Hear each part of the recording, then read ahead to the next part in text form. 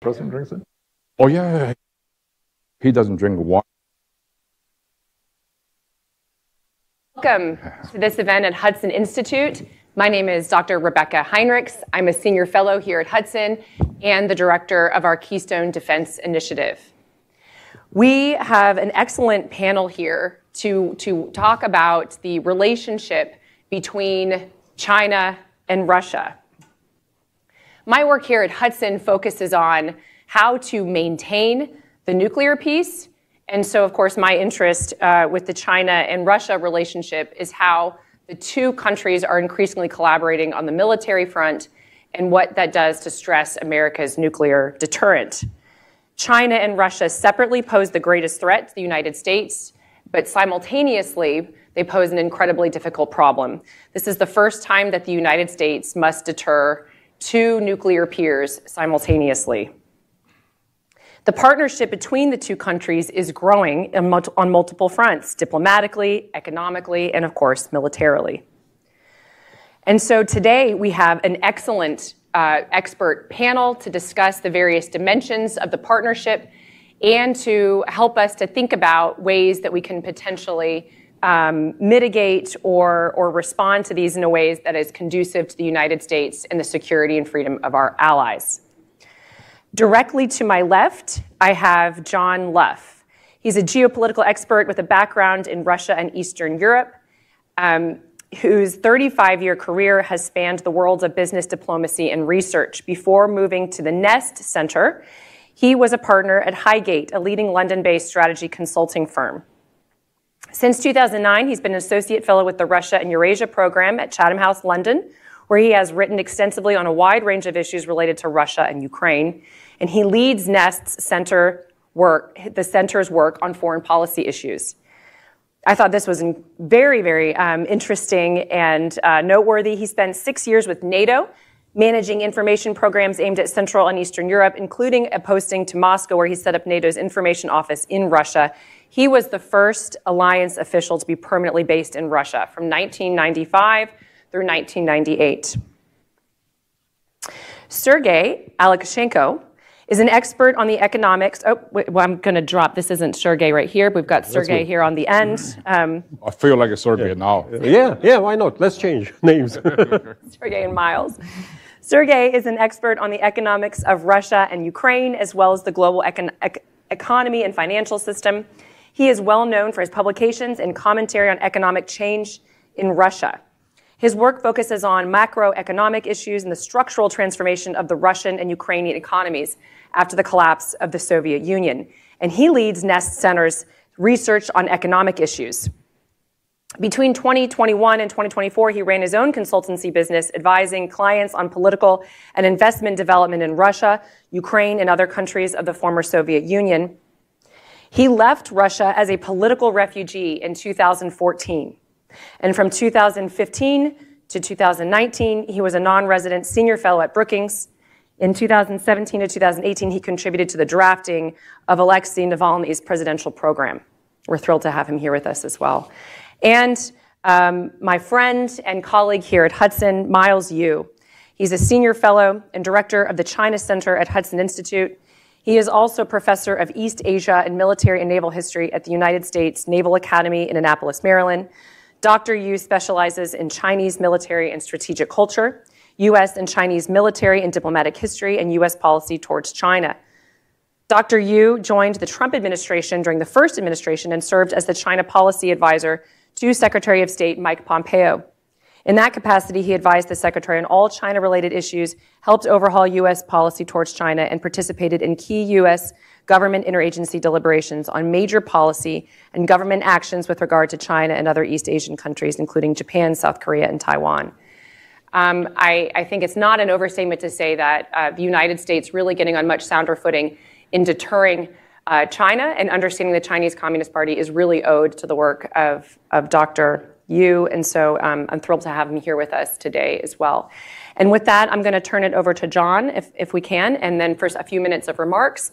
Then we'll go to Miles, and then Sergei, and then have a discussion. Over to you, John. Thank you, Rebecca. Good morning, everybody. It's a great pleasure to be here. I believe this is my first visit to Hudson. So it's great to be on a panel here. So I want to make three points. Firstly, I want to talk about the nature of the relationship between Russia and China. This is not an alliance, as is often commonly believed. It is a deep and indeed deepening relationship. It's a partnership based on cold strategic logic. Each side needs the other. And for Russia, China is a very significant force multiplier. Both sides see a historic opportunity to displace Western influence in the global system and to rebalance it in line with their interests. Now, I'd add that this vision is somewhat vague. For Putin, it's this kind of polycentric system that can somehow be harmonized to the advantage of all. It all sounds so wonderful. And President Xi, you've got the sovereign equality principle that was loud and clear in the governance initiative that he put forward recently at the Shanghai Cooperation Organization meeting. Both talk about the need for greater democracy in international relations, not something that applies at home, of course. But there are, I think, important differences too between them. Firstly, Russia is, in its current form, is attracted by disorder and is happy to embrace it. It's in a hurry to change this sort of international constellation. Meanwhile, it seems to me that China prefers a slower and more ordered approach to change. So I think there's actually quite a sort of fundamental difference there. And one should add also that for all this sort of bonhomie between the two leaders, there is an underlying distrust between Russia and China, and it's quite significant. I think the Chinese intelligence services are very active, it seems, in Russia. Most of the arrests of Russian academics and others in recent years have been, in fact, related to accusations of cooperation with the Chinese side or of recruitment by the Chinese side. So that's quite an interesting sort of dimension to this relationship. My second point is that Putin at the moment is sitting pretty. He believes he can win the war in Ukraine quickly, and he sees the erosion of the transatlantic link being, I think, at a sort of reasonably advanced stage. He's not afraid of more US sanctions, and he sees the possibility for a reset with the United States on the basis of a pragmatic relationship. And this promises to lead to the emergence of effectively a tripolar world, with Russia as a kind of geopolitical pivot between the US and China. And I think from the Kremlin's perspective, this is achievable without having to give too much away. So in that sense, I think Putin feels quite confident and sees that he can both bring value to China, but at the same time retain a voice for Russia in this I suppose, constellation that may emerge. So my third point is that the notion of this reverse Nixon strategy is, of course, a fantasy. Why would Russia want to turn away from China when it currently receives so much benefit from that relationship? The distrust in the United States is far greater than it is towards China. And there's no doubt that the Kremlin retains a perception of the US deep state. It doesn't believe, I think, fundamentally that this is going to go away anytime soon. And then you have the Chinese support for the war in Ukraine, and this is absolutely vital. And I don't think Russia would be fighting the way it is today if China had not been behind it. And it's not just a question, of course, of buying crude oil from Russia, but also the provision of these dual-use technologies. And somebody pointed out to me a while back that when Russia built its defensive lines after the Ukrainian counteroffensive of late 2022, there was something like, I think, 2,000 bulldozers that were delivered from China to the Russian Federation, and that led then to the construction of this so-called Surovikin line. So those technologies, a variety of them, of course, now being used in the Russian drone industry, are very, very important. But there have been more banal things as well, hence the reference to the bulldozers. But Beijing definitely does not want to see Russia defeated in this war. I think it's absolutely clear, and they've even said as much. So the eternal question in Russia, what is to be done about this? Then I I'm not somebody who is in a position to offer strategic advice to the government of the United States, but I would say that if the war in Ukraine can be ended, I think that will take some of the short-term impetus out of this relationship and this very strong need to cooperate. And in fact, then raise perhaps broader questions on both sides about where all this is going and in fact, what is achievable. Thank you. Miles.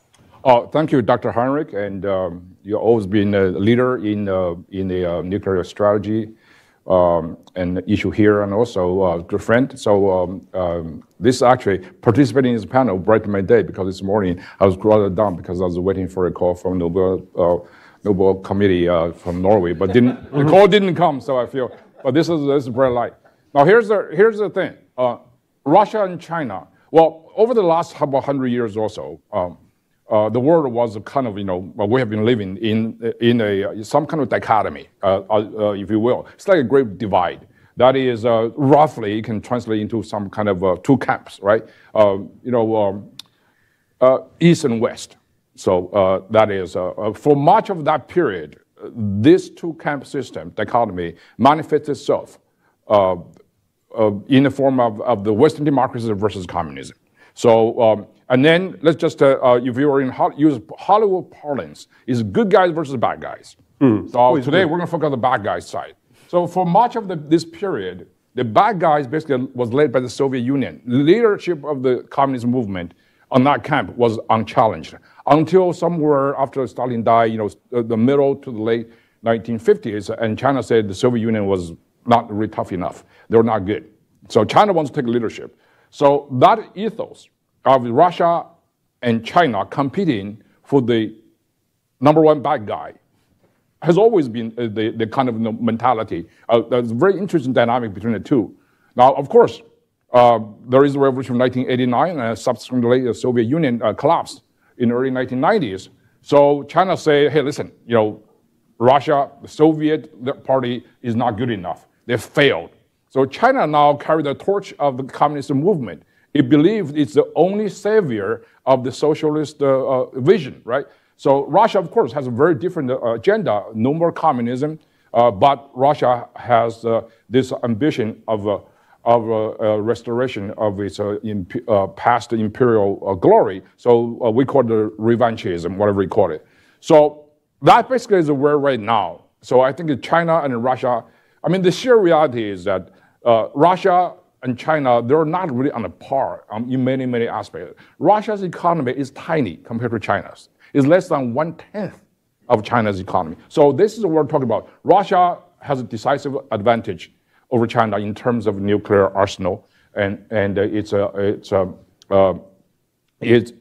basically in that area. But in the conventional arena, China also surpassed Russia in many aspects, right? It's the technology and it's the military advancement. So, but there's something very common among these two. Number one is what united the two is no longer communism versus democracy. Rather, it's basically anti-West sentiment, as John said very eloquently earlier. So anti-West out of a different kind of a motive, right? So, for Russia, basically Putin said NATO. For China, basically is ideologically based. The West is the ultimate gravedigger of the communist China. So that's what they believe. So that's why there's a very broad global scheme going on from Beijing.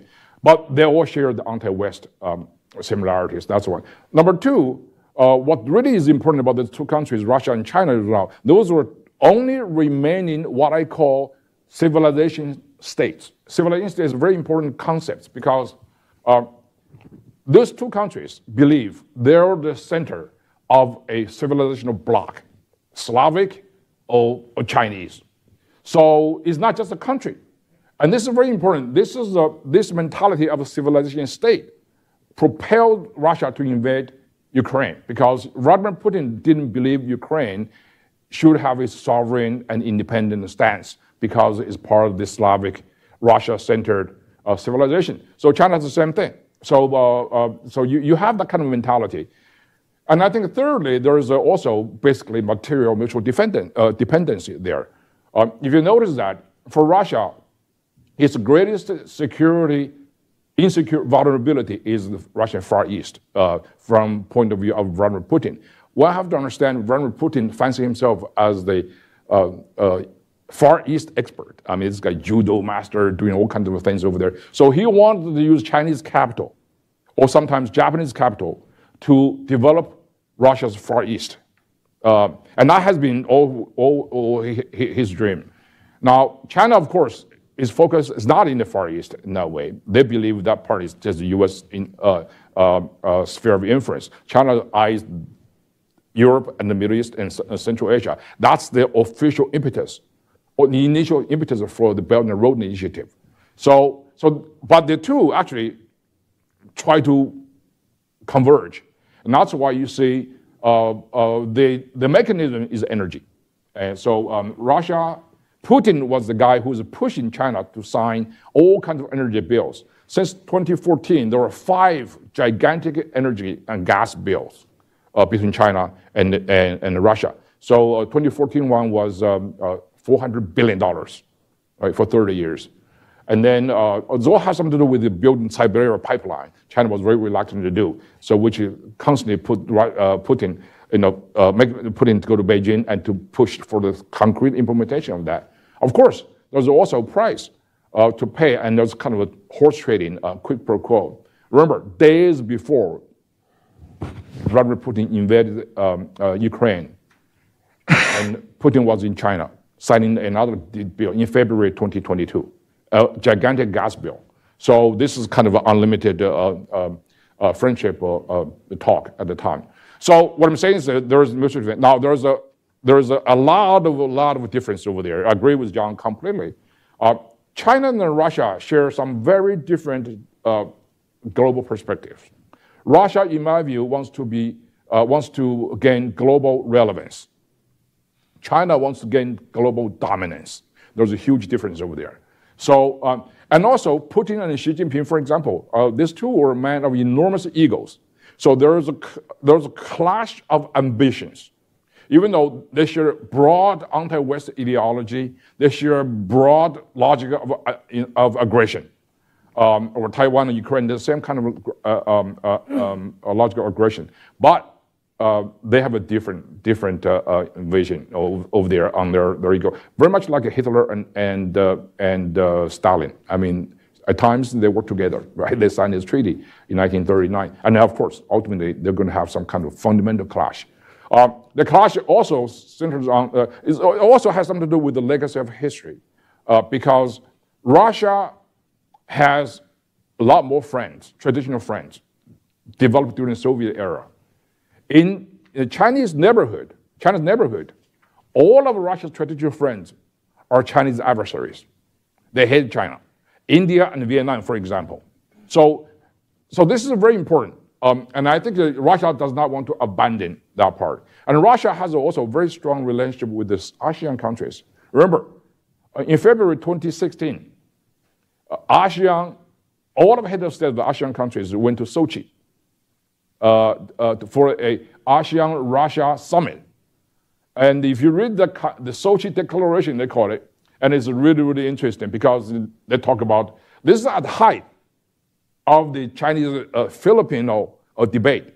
There's controversy in the court case in The Hague.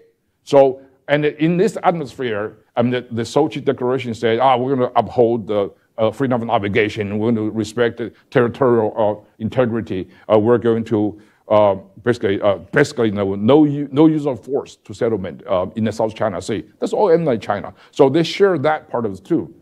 So that's different. That's why you see every time Russia sell weapons to China, and Russia sells the exact same weapons to Vietnam and India, with which to counter China. So that's a very interesting dynamic. So they have a different different approach.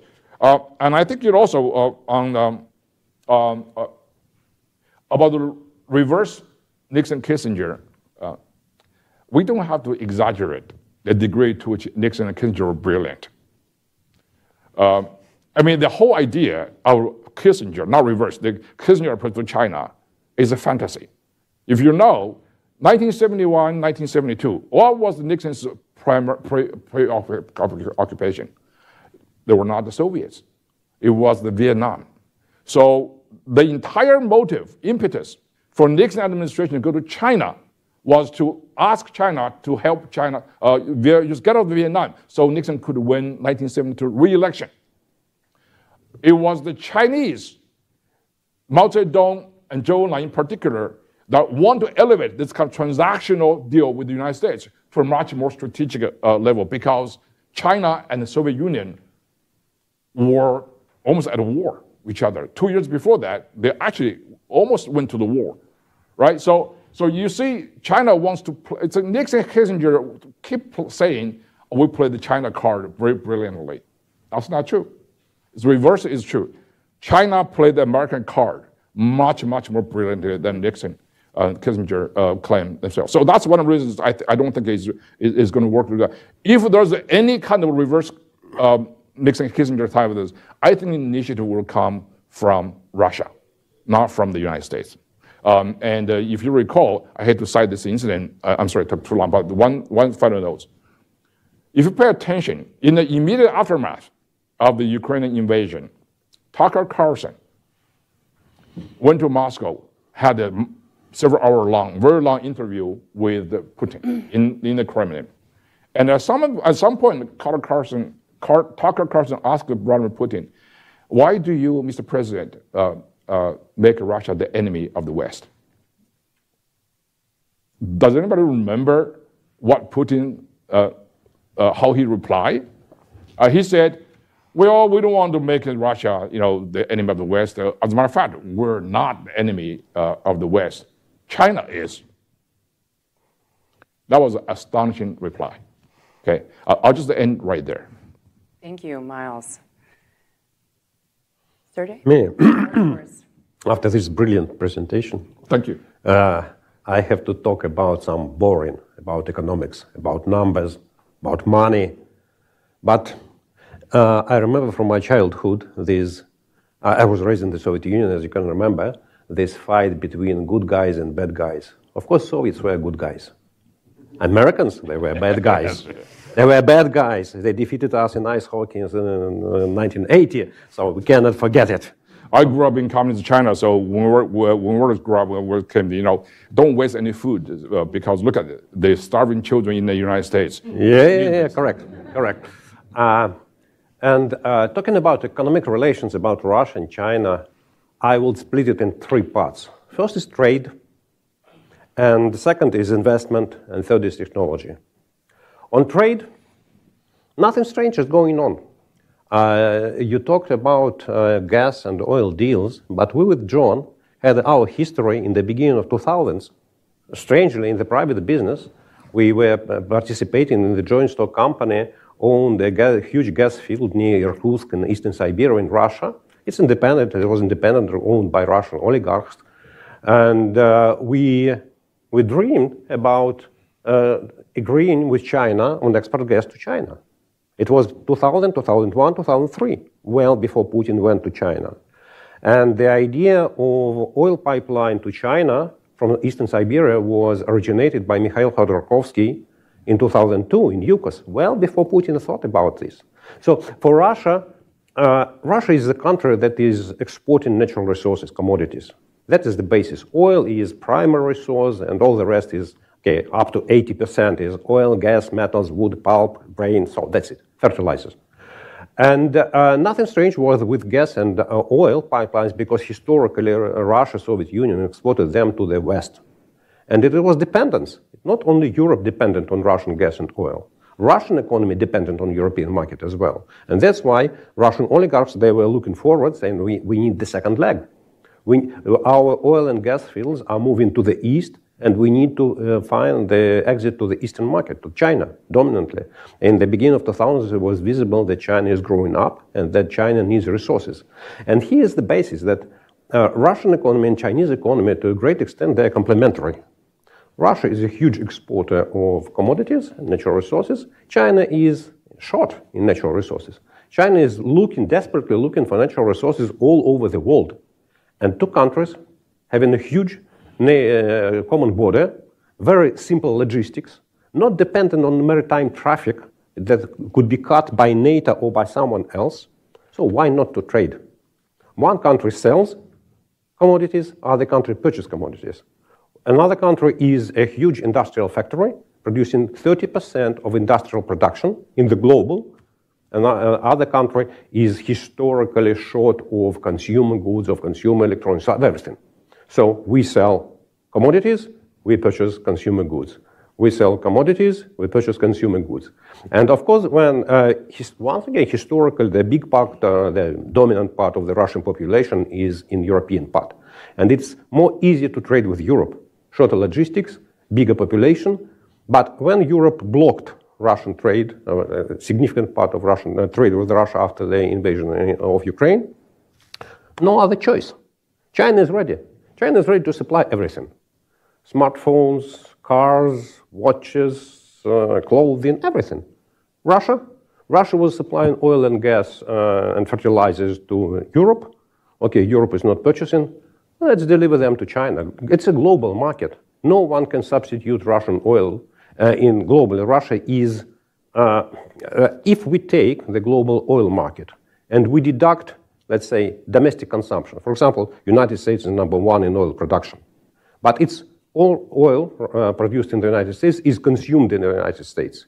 The United States imports some oil, refine, and sell refined products. But in the international market, the share of United States in oil is marginal. Russia keeps 15% of the global international oil market. There is no one country in the world which can substitute. So if Europe do not purchase oil, and Europe purchases oil from Persian Gulf, okay, somebody should purchase Russian oil. It's India and China, and it's nothing. It's nothing strange. So, and I believe that nothing could be done with this area. Even the war is over. Even relations with the West of Russia, with the West, will improve, and there will be some level of mutual understanding. It doesn't matter which, like even good friendship.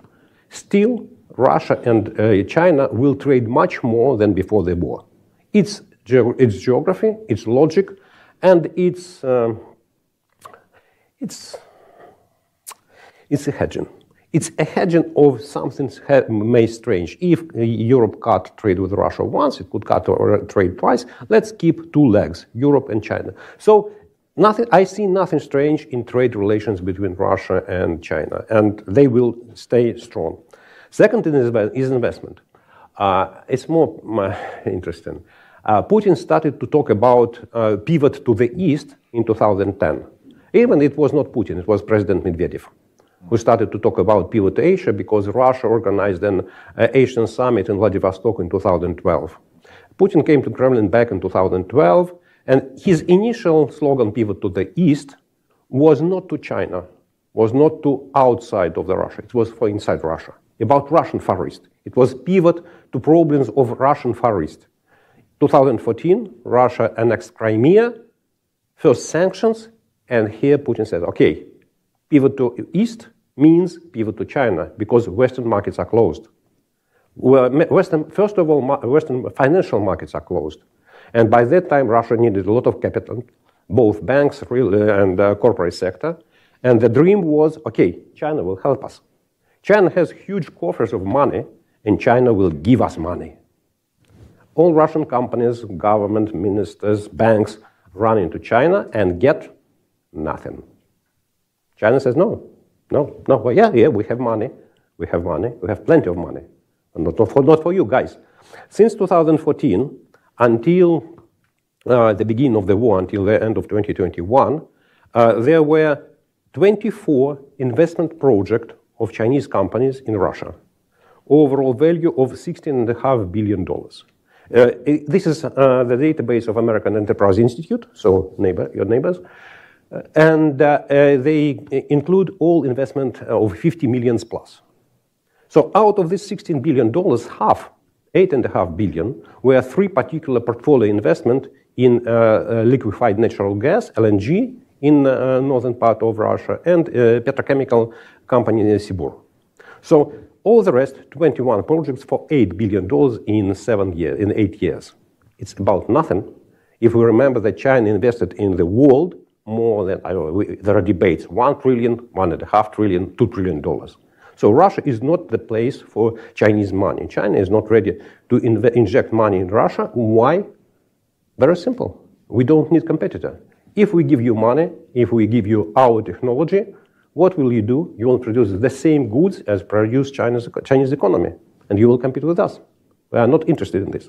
And because of that, the third part, the most interesting, historically, the Russia, Soviet Union, Tsarist Russia, technologically were dependent on the West, on Europe and the United States. All Stalin's industrialization was built by Americans and Germans. So historically, Soviet economy, Russian economy purchased technology, know-how, capital, not like money, but like technology and knowledge from the West. Since the beginning of the war, this is closed, shut down, sorry. And, okay, China, will you supply us any technology? No, says China. China said, look, economic benefits, it's not about technology. Economic benefits, you can sell your goods and purchase our products. That is the benefit of the trade. That is the future of Chinese and Russian relation. So, and if we talk about what could be done, further on, is there any way for the US administration to make a pressure on Russia-Chinese relations? It's about technology. Yes, if the economy has no access to investment in technology for 2, 3, 5 years, you can see no result. So statistically, no evidence. If it is 10 years, lack of investment is technological degradation. So when the war is over, and when the dust will disappear, the fog of war will disappear, Russia will start to dream about access to technology. And here's the bargain coin for the West, for the US. Okay, we have technology. You need technology. Let's think about this. So, thank you. Wonderful. I'd like to, I want to press a little bit on this theme of China's interest in Russia's war against Ukraine. Because I think, John, you raised a really interesting point about how if that war ends, that there might be a potential opening where the two of them may not have such a motivation to continue working together. But isn't China highly motivated in Russia continuing the war against Ukraine? And because there seems to be, and the reason I think this is important, because sort of there is this American persistent thought, and it was really prominent during the Biden administration, less so during the Trump administration, but definitely during the Biden administration, that perhaps we could get China to pressure Russia to end the war in Ukraine. Why is that not a useful framing and way for the United States to expend its diplomatic energies? Well, I think up until relatively recently, from a Chinese perspective, it was useful to see the United States and its allies distracted by Ukraine. But now, with the reduced interest from Washington in, how shall I put it, diplomatically European affairs, then I think that calculation has to change. I think from the outset, the Chinese were definitely not expecting a long war. Putin undoubtedly informed the Chinese about his intentions, but as we know, he was expecting something very brief, and he felt he had everything on his side, and the Ukrainians would just cave in. So China has, I think, had to, I suppose, accustom itself to the fact that Putin's word in this case was not reliable.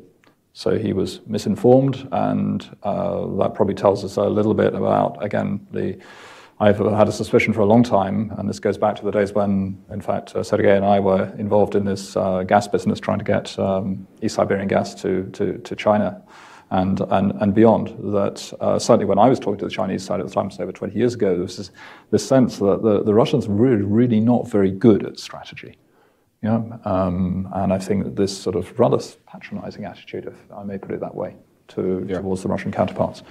So, seeing this an extraordinary strategic blunder that Putin has made, and Sergei's referred to the technology problem that Russia now faces. I mean, Sergei, I would suspect this has put Russian economic development back by at least a couple of decades, if not more. these are the consequences. If you're looking at this from the Chinese perspective, you think, why would a country do this? Why would you do this to yourself? So I think that there's this sort of underlying kind of frictional, maybe, disbelief the way Russia's played its cards. But look, it's got itself into this situation. China most certainly doesn't want to have a failing state on its borders. And so, some of this enthusiastic talk, particularly at the start of the war, that Russia could be defeated, it might break up, and all that sort of thing. Well, I mean, that's hardly an attractive recipe for China, is it? It doesn't want another North Korea. So it's pretty much, seems to me, morally bound to give Russia the support it needs, so it doesn't lose. But what should the outcome be? I mean, I personally think that China is actually very interested in the reconstruction of Ukraine. Which is interesting then, because that was part of the condition for the Trump administration's effort for the minerals deal in Ukraine, is that none of the countries that contributed to Russia's war effort should have anything to do with Ukrainian reconstruction. Yeah. So, Miles, you would comment on this? Yeah, I mean, this is a very interesting question. I mean, it's the world has to understand China is a country of opportunism. And you look at it. Now, you talk about the Ukraine. The war in Ukraine, definitely. China right now is playing the role of either mafia don or puppet master, because it needs the ultimate bad guy visually to the world to take the bullet for China. It was North Korea, now it's Russia before, right? And then Iran. So China is always behind. China make those three countries, Russia, Iran, and North Korea, is proxies. So that the world will focus on those actors committing violence and crimes on the street. China is sitting behind, like Don Corleone, acting strategic and very, very magnificent, benevolent. So this is basically the thing. Definitely, China wants to use the Ukraine war as a strategic distraction for the United States. However, back to my point about opportunism, don't forget, before the war in Ukraine, China's policy China and Ukraine have very close relationship all the way. They signed no fewer than 3 strategic partnership agreements, including the agreement signed between Viktor Yanukovych, former president of Ukraine, in December 2013. This nuclear security guarantee deal, in which that if Ukraine would be attacked or threatened by a third country, Russia, with a nuclear weapon, China would provide Ukraine with a nuclear security guarantee, commonly known in the West as nuclear umbrella. This is insane. Well, 3 weeks later, Putin annexed Crimea. So, and then if you look at the weapons warehouses in the People's Liberation Army in China, virtually every major weapon platform come from Ukraine for over 20 years. Russian design and from so that's at a fraction of the price. Vladimir Putin, so one of the major income of this economy is weapon sales.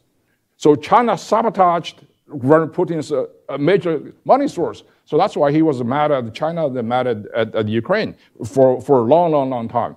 So, if you go to China, the heavy engine bombers, it's the first aircraft carriers, the missile technologies. You go to China, there are a lot of Ukrainian villages over there. A lot of Soviet-trained Ukrainian weapon experts live in China. They've been there for decades, right? So that's why before the war in Ukraine, China basically was very anti-Russia in a very subterranean, furtive way. Because Vladimir Putin's dream of competing with the West economically is his grand design, something called Eurasia Economic Union. There are 4 core members of that union, led by Moscow, of course: Russia, Belarus, Ukraine, and Kazakhstan. Over the last 2 decades, China has been consistently undercut.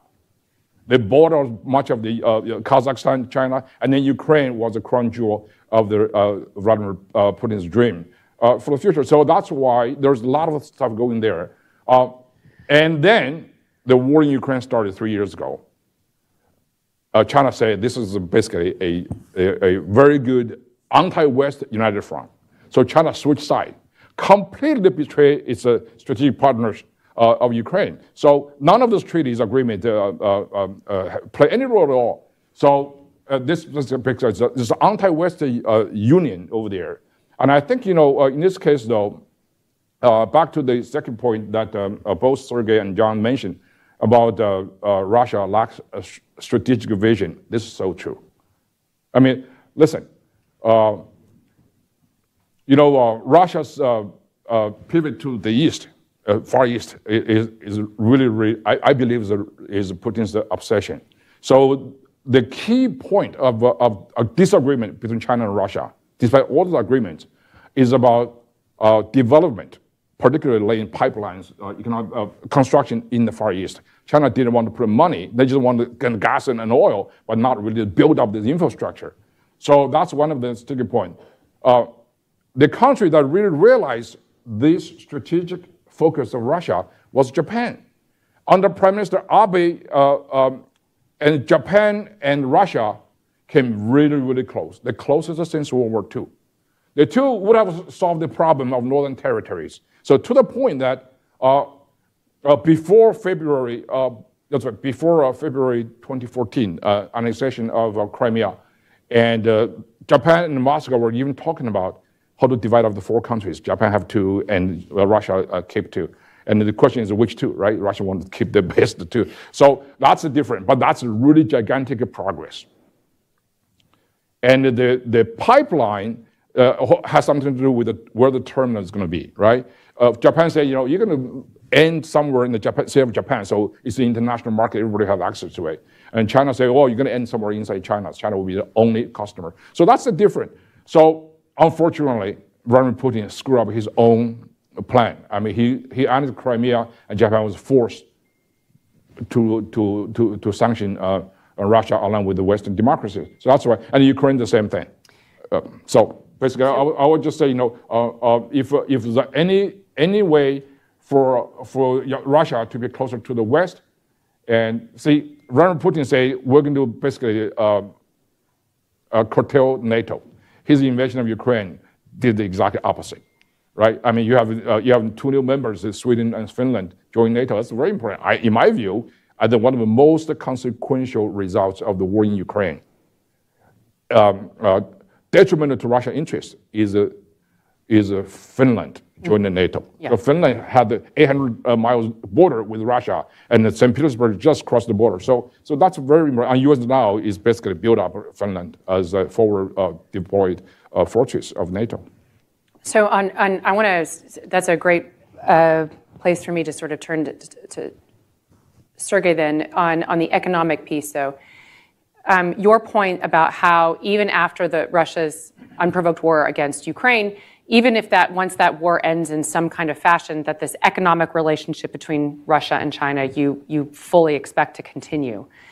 What does that mean, though, then? Do you still support the potential of increased American sanctions against Russia to squeeze the Russian economy? Europeans are now once again discussing taking the Russian frozen assets and really kind of going after the corruption and Putin's corrupt oligarchs in Russia. I mean, or further sanctioning the shadow fleet, which the Europeans are even ahead of the United States on that. Isn't there still an economic element where the United States, with our Western democratic allies, can still squeeze the Russians economically? Or would you say it's not going to do much, though, because they're still going to have increased collaboration and support from China? The latter. I believe that there is no space for the US or European or the West policy, sanctions policy, to increase pressure significantly on Russia, to make it visible and feasible. And I explained it on the case of oil. So let's imagine that somehow US imposed sanctions on Russia and Russia is not able to export its oil by sea. It's 2/3 of Russian export of oil, and including products. It's 5 million barrels per day. What happens next day? Oil price jumps, I don't know, $100, $120, $150, $200 per barrel. What's going on at the gas stations? I don't know, $10, $15? How much? Is it doable in the United States? Can any administration in the United States survive after that? No. No, it's not possible. The problem is that Russian economy is, its basis is natural resources, commodities. And the global economy cannot survive without them. In 20 different types of commodities, Russia keeps one of the 5 top places as biggest exporter. So that's it. You can remember in 2018, the first Trump administration imposed sanctions on Russian aluminum company Rusal, saying, okay, we ban everyone to trade with Rusal, its entities, and so on and so far. Rusal is one of the 2 biggest non-Chinese global aluminum companies. And the sanctions should be effective 6 weeks from now. In 2 weeks, aluminum price in the United States increased by 20%. And the next day, their administration said, okay, so well, let's forget about it. Let's negotiate. Let's make a deal. Let's make a deal how to make the owner of Rusal be out of control of those companies, but no sanctions anymore. So it's not possible. It's not possible, and because there is no substitution for Russian natural resources. But there is no any economic means to do it. Russia violated international maritime law in Azov Sea, in Kerch Strait, and Black Sea. Okay, you want to block Russian sea export of oil, maritime export of oil? Okay, block Danish Straits. Put, 3 U.S. Navy's ships in the straits, no tankers in and out of the Baltic Sea. It's the core export facilities of Russia in Baltic Sea near St. Petersburg. It's very simple, no sanctions, just a blockade of Cuba in 1962. It's doable, it's easy, but $15 per gallon on gas stations around Washington, D.C. That's the price. That's the price of the question. About frozen assets, you haven't mentioned that I'm a former central banker. I was the first deputy governor of the Central Bank of Russia in mid-90s. And one of my first duties there was to analyze the security position of Russian foreign exchange assets abroad of the central bank. And the unanimous conclusion was that, okay, assets of the central bank are free of any legal disputes. So no one country can take assets of the central bank. Confiscation of assets is doable. It's a part of criminal law. It may be punishment if the crime is occurred on territory of the country. Russia's central bank assets are held majority in Belgium. So what is the law, criminal law, violated by the Central Bank of Russia in Belgium? That you may say, okay, Central Bank has violated some criminal law, and because of that, we confiscate its assets. No, it's not possible. It's not possible. So I do not believe there is any way to increase economic pressure. And it's not about the war. It's not about the war. For Putin, up to now, economy is not a reason to rethink his opportunistic ambition to invade of Ukraine. It was very opportunistic. It was very simple. It was 3-week invasion, like Budapest in 1956, like Prague in 1968, like Afghanistan in 1979. So Afghanistan was 10 years war after that. But initially, it was just in 3 days invasion, and that's it. It was very simple. Crimea, three days, and it's done. It's very opportunistic. But it's about war. It's not about economy. I mean, I would just say, though, but the Russian economy is doing so poorly. I mean, to your point, John, part of China's now potentially looking at Russia as a bad bet is that Russia has made such a terrible calculation for its reckless invasion of Ukraine. It is suffering economically. You do have this now addition of Finland and Sweden to the NATO alliance. Arguably, after the last NATO summit, the Trump administration has essentially switched and is now sort of really focusing on the increased lethality and strength of NATO. Seems to me that all of this has been such a bad consequence for Russia, which may create an incentive for the Chinese to sort of back away from this strategic partnership. Is that overly optimistic? I'll let you kind of think about that. And I do want to get time for questions. So I'll let you kind of think about that. Does anybody have a question sort of ready to go? Tom, I'm sure you do. Yeah.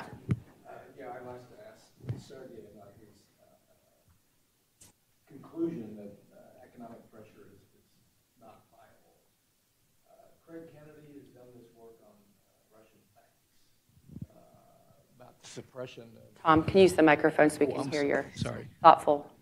Craig Kennedy has done some useful work on the state of the Russian banking sector as a consequence of the war.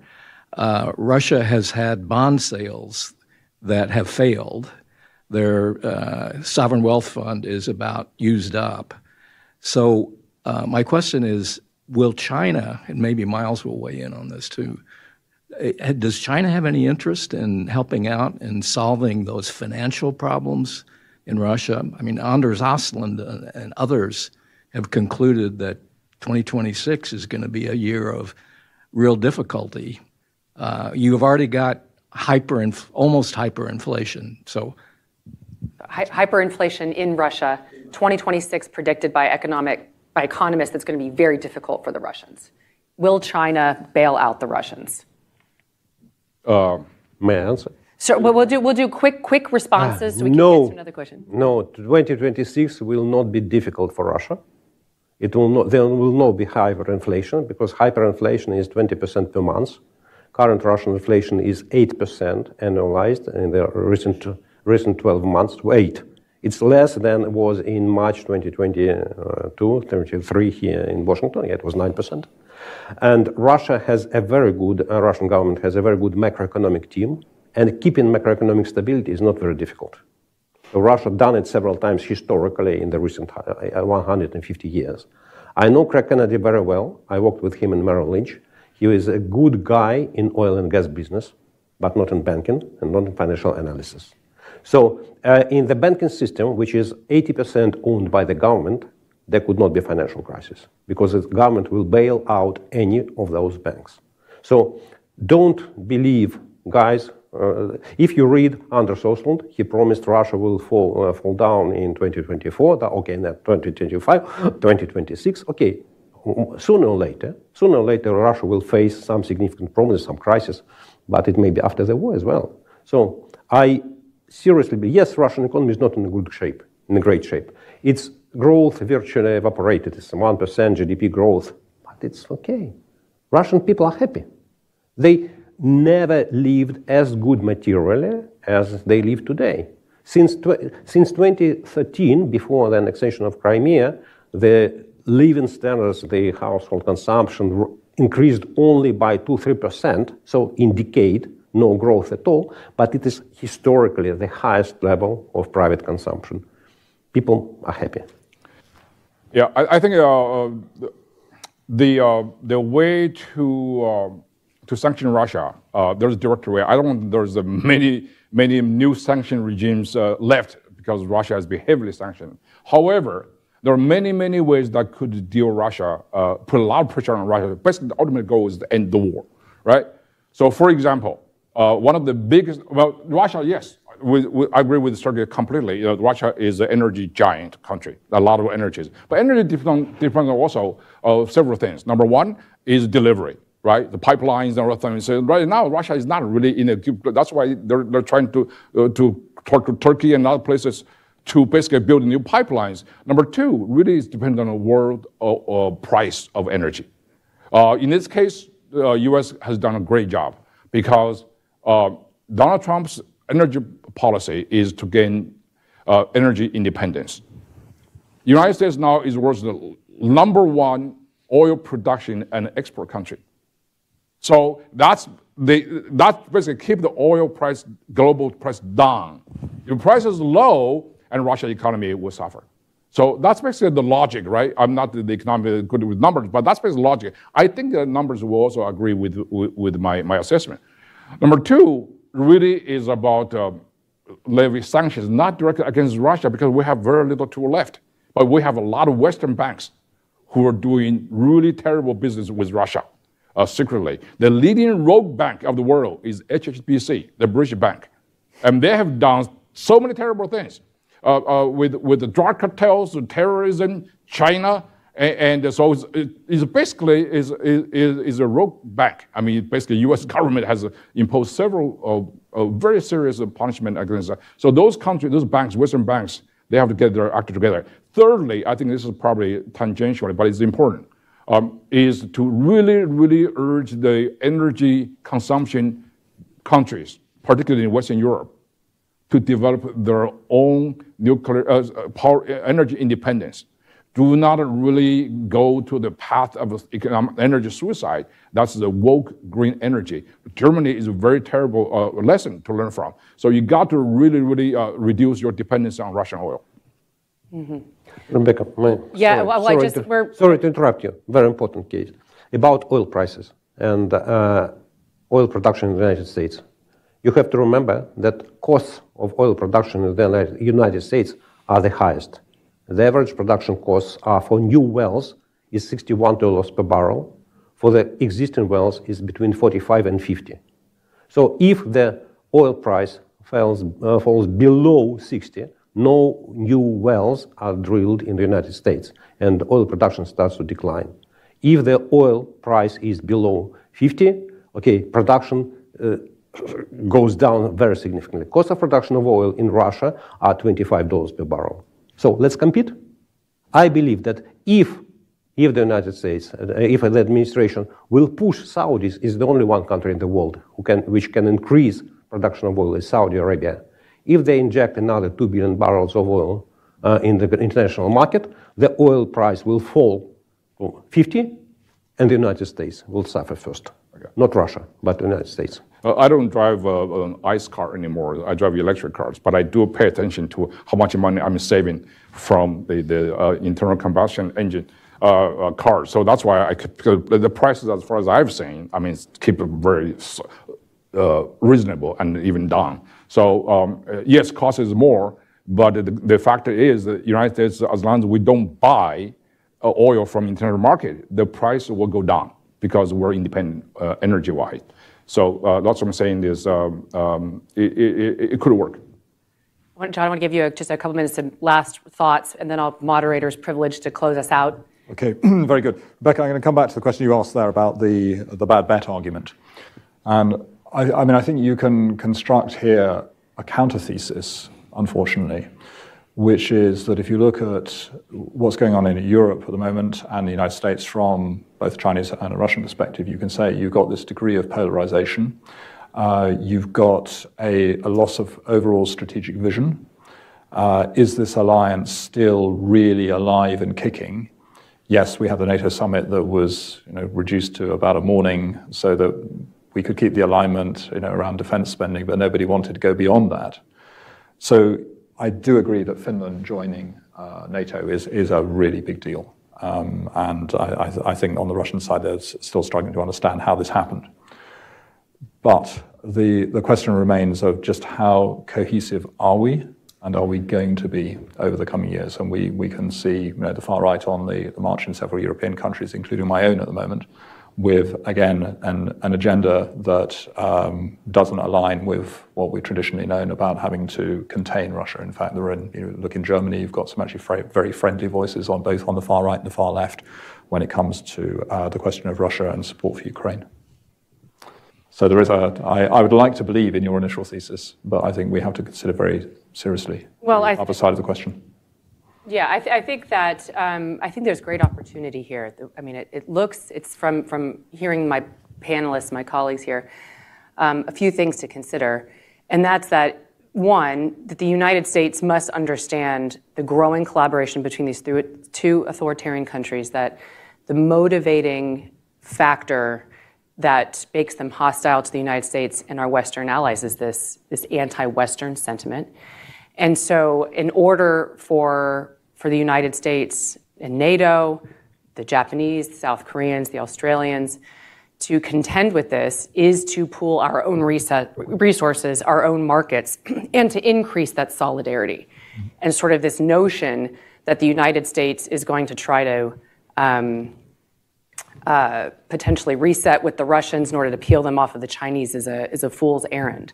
That it makes much more sense to increase solidarity with NATO, to make sure that the promises, the commitments made during the NATO summit are fulfilled, and that the United States further continues support for Ukraine and make sure that Ukraine succeeds as an independent sovereign democracy, ends Russia's war there, or at least enables Ukraine to have battlefield successes to freeze the war on terms that are acceptable to Ukraine so that we can bolster the Eastern Central Front of the NATO alliance, and then outcompete China in all these other ways. And basically, you try to make China a bad bet for the Russians and Russia a bad bet for China, and that may present the best opportunity for the West and for free societies to maintain the peace and to strengthen our own advantages.